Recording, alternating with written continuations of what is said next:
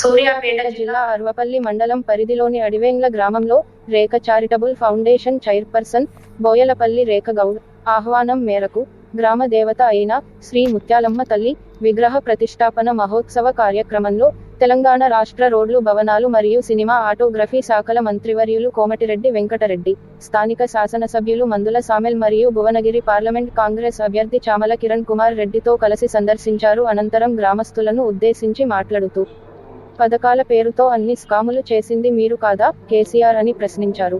గొర్రెలను అమ్ముకున్నావు, చెరువుల చేపలమ్ముకున్నావు, బతుకమ్మ పండుగకు బాటిల్స్ అమ్ముకొని నీ బిడ్డ జైలులో పడ్డది. ఆ పాపాలకే నేడు వర్షాలు పడడం లేదు అని అన్నారు.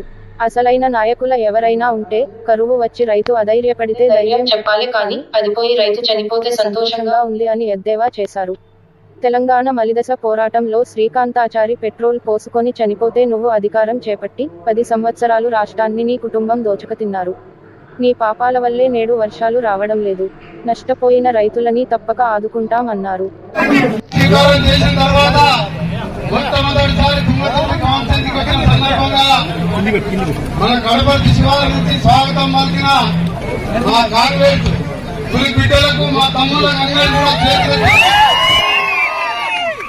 ఇక్కడ రాష్ట్ర ఎమ్మెల్యేలను గెలిపించడమే కాకుండా కాంగ్రెస్ పార్టీ అధికారంలో రావడానికి 10 సంవత్సరాలు పాలనలో కేసీఆర్ ఎన్ని కష్టాలు పడ్డా సరే కాంగ్రెస్ జెండా పట్టుకొని ఇవాళ మళ్ళా కాంగ్రెస్ తుంగతులు ఆ రోజు దావన తర్వాత మళ్ళా కాంగ్రెస్ ఎమ్మెల్యే గెలిపించడం విన్నాను. నిజంగా కూడా ఈ రోజు ఈ ఎండలో స్వాగతం కానీ రాత్రే అనుకున్నాం. రేఖ చారిటబుల్ ట్రస్ట్ వారు రేఖ గాని ఆ గ్రామ దేవత ముత్యాలమ్మ ఇలా గుడి కట్టుకున్నాం, దానికి పూజలు రావాలని చెప్తే అనుకోకుండా నిర్ణయించినాం. కానీ నిజంగా ఈరోజు తుంగతుర్తి మా కాంగ్రెస్ నాయకులు కథానాయకులు అంతా కూడా మీరే ఇలా కాంగ్రెస్ ప్రభుత్వం వచ్చిందంటే మీకే కనిపిస్తుంది. ఈ రోజు మళ్ళా మీరు వచ్చిన సందర్భంగా స్వాగతమే కాదు, మన పార్లమెంట్ సభ్యుడు రాబోయే పార్లమెంట్ సభ్యుడు పార్లమెంట్ సభ్యుడు స్వాగతం చూస్తుంటే తప్పకుండా 3 నుంచి 5 లక్షల మెజార్టీతో కిరణ్ కుమార్ రెడ్డి గెలిపించాలని 2 చేతులకి నమస్కరిస్తున్నాం. మీ అందరికీ కూడా 4 మాసాల క్రితమే ఒక నియంత్ర పాలన గద్దెదించాం, ఒక ప్రజా పాలన తెచ్చుకున్నాం. ఈరోజు ప్రజలందరూ కూడా మన ప్రభుత్వం వచ్చింది, పేదల ప్రభుత్వం వచ్చింది, ఇందిరమ్మ ప్రభుత్వం వచ్చింది, ఇక మనకు 5 లక్షల ఇందిరమ్మ ఇంట్లో వస్తున్నాయి, రేషన్ కార్డు వస్తున్నది. ఈ రోజులు కరెంటు బిల్లు లేకుండా ఉచితంగా కరెంటు వస్తున్నది. మహిళలకు బస్సులలో ఉచితంగా 30 కోట్ల మంది బస్సులు 4 మాసాలు 7వ తారీఖు అంటే సరిగ్గా 4 మాసాలైంది మన ప్రభుత్వం వచ్చింది. అందులో 20 రోజులు కూడా వచ్చింది. 3 మాసాల్లోనే చెప్పిన 6 గ్యారెంటీలని మహాలక్ష్మి పథకాన్ని లాంచ్ చేస్తున్నాం. గ్యాస్ సిలిండర్ 5 మందికి ఇవ్వబోతున్నాం. అందుకనే మీ అందరూ కూడా మళ్లీ కోరుతున్నా, అక్కడ కూడా మన ప్రభుత్వం ఉంటే తప్పకుండా మన తెలంగాణ రాష్ట్రాన్ని 10 ఏళ్లు ఇవాళ దోచుకొని 100 సంవత్సరాలు ఇంతకు పంపించిన ఈ తెలంగాణ బాగుపడాలంటే ఏ విధంగా మన కష్టపడి మన శ్యామలి గారిని గెలిపించిందో, నన్ను గెలిపించిందో, మన ముఖ్యమంత్రి రేవంత్ రెడ్డి గారిని ముఖ్యమంత్రి చేసిందో, నన్ను మంత్రిగా చేసిందో, అదంతా కూడా మీ కృషి, మీ తల్వ, మీ కష్టమే. అందుకని మరొక 30 రోజులు కష్టపడి మా తమ్ముడిని గెలిపియండి. మన పార్లమెంట్ లో మన చేతులెక్కి మనం అవసరిస్తూ అదే కూడా ఇలా అడవి దేవుల ముత్యాలమ్మ పూజ చేసాం. ముత్యాలమ్మ అంటే చాలా పవర్ఫుల్ అమ్మ. ముత్యాలమ్మ పూజ చేసి ఇలా భువనగిరి ఎన్నికల ప్రచారం ప్రారంభిస్తున్నాం అంటే మీ ఊర్లో 100కి 90% ఓట్లు పడాలి. అందుకని ఇలా ఎన్నైనా సరే కార్యకర్తలు కోరితే దాదాపు కడపడి అంటే 30 కిలోమీటర్కి వెళ్ళి మోటార్ సైకిల్ నడుపుకుంటూ వచ్చిన ఎండల మీ ఎండల హైదరాబాద్ లో ఇలా ఎన్నో ప్రోగ్రామ్స్ ఉన్నా ఎన్నికల ప్రచారం మీ ఊరు అమ్మవారి పూజ చేసినా కానీ స్టార్ట్ చేయాలని ఇవాళ మా రేఖ గారు మా చెల్లె పిలిస్తే మీ ఊరికి వచ్చిన. అందుకని ఎన్నికల ప్రచారంతో పాటు మీ ఊర్లో 90% ఓట్లు పడతాయా లేదా? మీ ఊరికి ఏం కావాలన్నా మొదటిసారి మంత్రిగా మీ ఊరికి వచ్చినా కాబట్టి తప్పకుండా ఒకటే హామీ ఇస్తున్నా. రాష్ట్ర కేబినెట్ లో సీనియర్ మంత్రిగా మన ఎంపీ గారు ఉంటారు, ఎమ్మెల్యే గారు ఉంటారు. నేను ఎమ్మెల్యే కోటాతో సహపాటువాడు నా కోటా నుంచి ముఖ్యమంత్రి గారు చెప్పి మన గ్రామంలో ప్రతి ఒక్క పేదవానికి 5 లక్షల రూపాయల ఇందిరమ్మ ఇల్లు కట్టించే బాధ్యత నాదని చెప్పి కూడా మీ అందరికీ కూడా హామీ ఇస్తున్నా. దాంతో పాటు గ్రామాల్లో ఉన్న సీసీ రోడ్లు గాని, డ్రైనేజీలు గాని, ఇంకా కొన్ని సమస్యల గ్రామాల్లో ముఖ్యమైన సమస్య చెప్పినది లింక్ రోడ్డు 3 కిలోమీటర్లు కాదు, అది 20 కిలోమీటర్లైనా రోడ్లు ఇచ్చేది రోడ్ల భవనాల శాఖ మంత్రి కాబట్టి ఆ రోడ్ల గురించి ఏం బాధ లేదు. అది పంచాయతీరాజ్ రోడ్ అయినా ఆర్ఎన్ మీకు తీసుకుని అది 5 కోట్లైనా 10 కోట్లైనా నేనే సాంక్షన్ చేస్తా.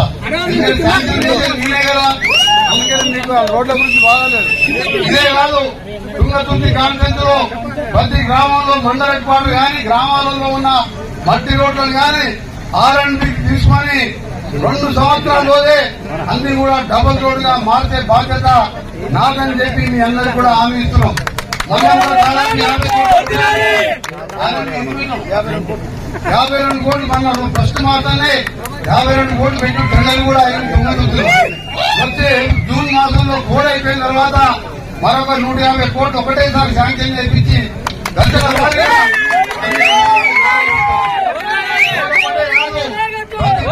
ఇల్లు కట్టించే కార్యక్రమం ప్రతి గ్రామంలో ప్రతి చివరి ఆయకట్టు వరకు నీళ్లు అందించే బాధ్యత ఎస్ఆర్ఎస్పీ కాదు. గతంలో రాజశేఖర రెడ్డి గారు ముఖ్యమంత్రి ఉన్నప్పుడు చేస్తే దాని మధ్యలో దాని గురించి ప్రచారానికి చేసుకుని తప్ప నీళ్లు రాలే. అందుకే సోదరులారా, ఈ రోజు మళ్ళా మనం మండల క్వార్టర్స్ లో మళ్ళా మనం కార్నర్ మీటింగ్ పెట్టుకుంటాం. భువనగిరి ఇన్ఛార్జిగా మన సీనియర్ నాయకులు, అలాగే గతంలో ఇక్కడ ఎంపీగా ఉన్న రాజగోపాల్ రెడ్డి గారు భువనగిరి కోఆర్డినేటర్ గా ఉన్నారు. వారితో స్టార్ క్యాంపెయినర్ గా నేను కూడా ప్రతి మండల హెడ్ క్వార్టర్ లో ప్రచారం చేద్దాం. మీరందరూ కూడా ఎంత ప్రచారం చేసినా గ్రామంలో ఉన్న గ్రామ నాయకులే ముఖ్యం. మీరు బూతులు ఇంటింటికి వెళ్లి ఆ 10 సంవత్సరాలకు ఈ 3 మాసాల తేడా చూడమని చెప్పి ఒకసారి అడగాలి. అప్పుడు ముఖ్యమంత్రి కలవాలంటే కలిసే అవకాశం లేదు, మంత్రుల్ని కలిసేది లేదు. పొద్దున్న లేక మా ఇంటి దగ్గర ఎంతమంది ఉంటారో డైరెక్ట్ గా రావచ్చు సెక్రటరియట్ కు. అందుకనే మీ అందరికీ కూడా ఇవాళ ఇందిరమ్మ పాలన వచ్చింది. తెలంగాణ ఇచ్చిన సోనియా గాంధీ రుణం తీసుకోవాలంటే ఇవాళ మన ఎంపీని గెలిపించి ఏ విధంగా ప్రభుత్వం వచ్చిందో ఎంపీని గెలిస్తేనే ఆ సోనియమ్మ దేశం కోసం భర్తను పోగొట్టుకుంది, ప్రధానమంత్రి పదవితో వద్దన్నది. ఆ కుటుంబం 6 దశాబ్దాల కోరిక నెరవేర్చి తెలంగాణ ఇస్తే ఈ దొంగ సన్యాసి అబద్దాల కోరు కేసీఆర్ గారు దళితులు ముఖ్యమంత్రి చేస్తా చెయ్యకపోతే నా మెడ మీద తల తీసేసుకుంటారని చెప్పిండు. ఇవాళ మాట్లాడుతున్నారు కాంగ్రెస్ పార్టీ హామీలు ఏమైనాయి, మీ హామీలు అమలు పరిచేదాకా మిమ్మల్ని వేటాడుతా అంటుడు. అరే కేసీఆర్ 13 సంవత్సరాలు దళితులు ముఖ్యమంత్రి చేస్తా అన్నావు, 2 సార్లు నువ్వే ఉన్నావు. మరి మేము కూడా ఆ రోజు వెంటాడితే నువ్వు ఉండేవాడివా? మా దళితులందరూ నిన్ను వేటాడితే నువ్వు ఉండేవాడివా? ఇవాళ నువ్వు మమ్మల్ని వేటాడు కాదు, నీ బిడ్డలు వేటాడి జైల్లో ఇచ్చారు. ఇవాళ సిబిఐలు, ఈడీలు నువ్వు చేసిన కాళేశ్వరం కుంభకోణం గాని, ఇవాళ జరిగే ఫోన్ ట్యాపింగ్ గాని, లిక్కడాన్ని గాని, నువ్వు చెయ్యని గొర్రెల స్కామ్ గాని, ఈ ఛానల్ ఏమని వేటాడుతున్నది నుంచి చెప్పు. దోచుకునే కదా ఆయన వ్యవసాయం చేసిందా? ఏదో పటాపడినా మాకంటే టైం దొరికితే దావన కూడా వెళ్తే పీడే అవుతుంది. పోయిపోయి ఆ దరిద్రం కూడా మిగిలిండు. మళ్ళీ డిసైడ్ రాకుండా చేస్తాం. మళ్ళీ ఎలక్షన్ మీ అందరికీ చెప్తున్నాం, ఒక్క 30 రోజులు కష్టపడండి. ఆ తర్వాత 48 మాసాలు 5 ఏళ్లు దాదాపు మన సమయం ఉన్నది. మేము మీకోసం కష్టపడతాం. మీకోసం అర్ధరాత్రి అయినా సరే, అపరాత్రి అయినా సరే మీకు అండగా ఉంటాం. ఆపదలో ఉన్నా సాపదలో ఉన్నా మీరు ఇక్కడనే చెప్తున్నాడు.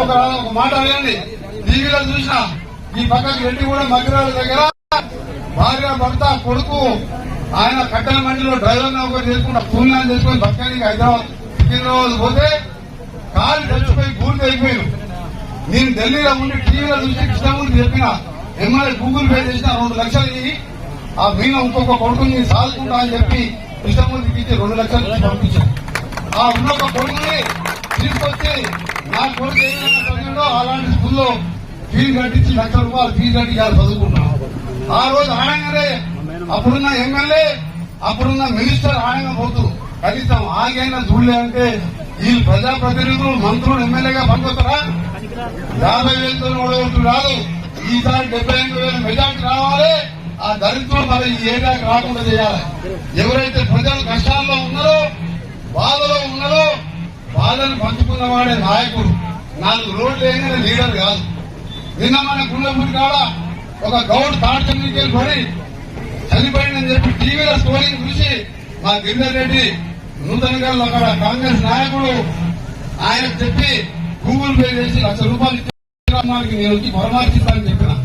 ఆ గౌడు ఏమన్నా నాకు బంధువా? నాకు బంధువు కాదు కదా. కానీ ఆ కుటుంబంలో పేద ఉండాలి. మంత్రి కాగానే సరిపోదు.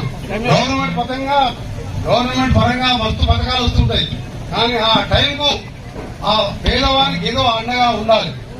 నిన్న మున్సిపాలిటీకి వెళ్ళి మోత్కూరు దగ్గర 3 పిల్లలు వేసుకొని అమ్మాయి వచ్చింది. ఒక అమ్మ లావణ్య వచ్చి మా ఇంటికాడ ఒక్కదే వచ్చింది. 3 పిల్లలు తీసుకొని ఇంటికాడ 1000 మంది ఉన్నారు. అన్నతో మాట్లాడుకుంటా ఆ అమ్మాయిని చూసా. చిన్న అమ్మాయి 3 చిన్న పిల్లలు. ఆ కూడా చిన్న వయసు. ఎవరమ్మా అని చెప్పి ఇంటికి లోపలికి తీసుకుపోయి అడిగినా ఆ బాధ చెప్పి 2 ఎకరాలు ఉంటే అమ్ముకుంటే 60 లక్షలు ఖర్చు పెట్టా. ఏంటి మరి వస్తే నా భర్త పోయింది సార్, నాకు తినడానికి తినలేదు, ఈ పిల్లలు ఉన్నారు, ఈ సాధాలనా సంపాలనా నాకు అర్థమైతలేక నువ్వేమైనా సాయం చేస్తాం వచ్చినంటే ఇంట్లోకి తీసుకుపోయి అప్పుడే